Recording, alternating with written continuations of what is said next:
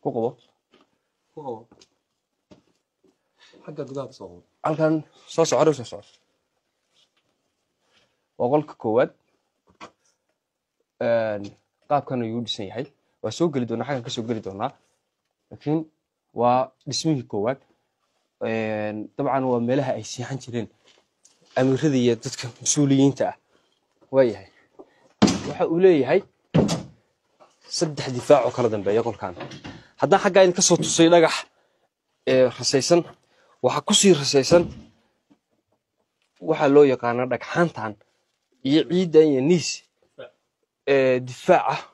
oo loogu talagalay inay gantaalada celiyaan way kadii kan difaac kale yahay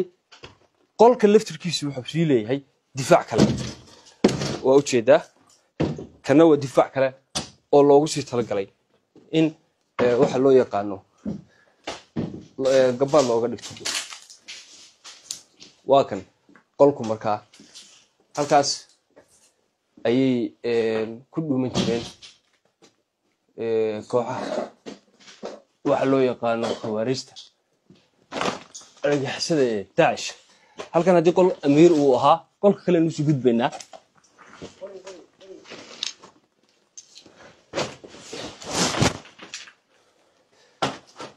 واي كان waxa uu yaalay bag ama biyo bag biyaha halkan uu yaalay kanina waa difaac kale waxa ka soo horeeya difaaci koowaad kii labaad kana waa kii saddexaad afraad ba ku sii xiga markaa oo isaguna uu yahay korna waa difaac ilaahiyana oo dabiiciya oo waa buurtii salkeedii qolkaas waa qolkii labaad halkana waa qolkii saddexaad halka malaha carruurta seexan jirtay amiir ku xigeenka laga yaabaa isagana waa qol yar oo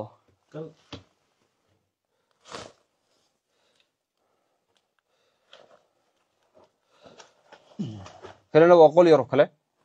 waxa seexan jiray malaha qolada kale oo amiir xigeenada ah way soo soco markaa sheekadu intaa way ka ballaaran tahay halkan markaa iyaduna waa argadii baan ku tilmaami karnaa waa barandadii gurigahan waa meeshii ay xogta ku kala qaadanayeen amiirku marka uu banaanka u soo baxo iyo kooxaha khawaariista ah oo la socday waa meelaha ay waxa la yiraahdo aynu oran karno tii xogta lagu kala qaadan jiray waa meeshii guryaheena caadiga ah guri kasta wuxuu leeyahay qolol iyo barandadii ama daaradii meeshii baabuurta ku soo xaroon jirtay marka halkan meeshii baabuurta ku soo xaroon jirtay meeshii lagu leersan jiray halkan ayaa u ahayd inta yar oo kaliya ayaana oksijiinta iyo hawadu ku soo galaysaa annaga imika waqtigan aan ku jirno waa hadda ay qoraxda soo baxday abaara waa 6 iyo barkii ayaan oran karnaa wax yar ay qoraxdu markan dhanka bari ka soo baxsan tahay qabow daran ayaa hoos ka jiray markii aan soo fuulinay buurta laakiin hadda halkan inta aan ku jirnay saa u jeedid waa dhidideynaa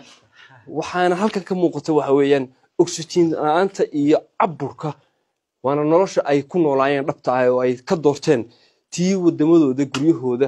ay ku soo baxeen balse ciidamada geesiyaasha difaaca Puntland ayaa tiiday in marnaba ay ku ladaan kuleel iyo qabow toona guryahayaga dhulkayaga ciidayada iyo godadkayaga way waan soconaynaa halkan kushiinkii bay la tahay kushiinka xaggu sii jira waa suuligii qaybtan urtiisa iyo qarbuunkiisa aadi mayno 3 difaac kala dambeeyay ayuu si lamid leeyahay halkan markaa waa kan kushiinkii jikadii waa tan oo jeedaan halkan ayay wax ku karsan jireen xaabadoodii waa tan 2-3 maalin ayay ka sii maqan yihiin haddaba way kan waa baalaha ay ka sameyn jireen qaraxyada ay ku soo rakibaan daroniska ay u soo dirayeen ciidamada geesiyaasha difaaca Puntland wax badsante saa u jeedaan waa kuwan baalihii ay laga furay fuuqyadooda dabada uga xirnaa sida uga jeedaan waa maarti kaxayn jirtay xabadda ama fogeyn jirtay waaye haddaba saaxiibayaal iyo daawadayaalba godka noocana kor ku qabo in ka badan buurtu waxay iga sii sarreysaa jawi aad u dheer oo aad u fog si la mid ah waxay u doorteen halkan waxa weeye buur kale ayaa caqabad ku ah oo ka soo horjeeda wajahad ahaan sida halkan idinka muuqata buurtaani waxa ay waxa la yiraahdo difaac u tahay buurtan cid halkan ku jirta markaa diyaaradda ama qof kasta oo isku dayay inuu godkan arko laba meelood kaliya ayuu ka arki karaa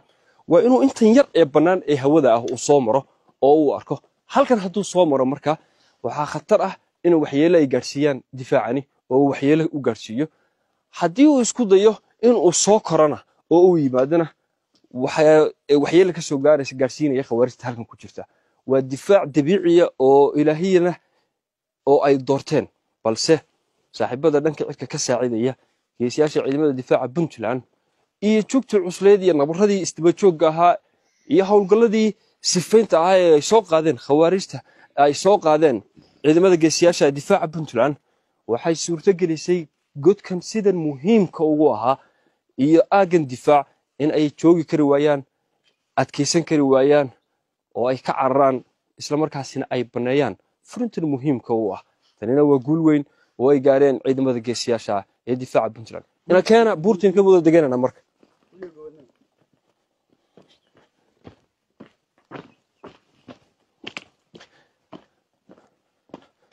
godkan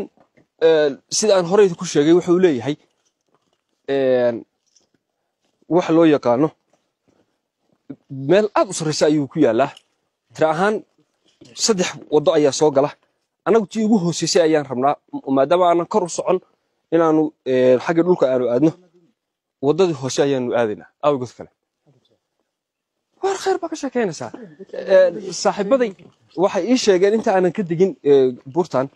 waxa halkan ku yaala god kale oo isaguna ka lambida ama waxba ka yareyn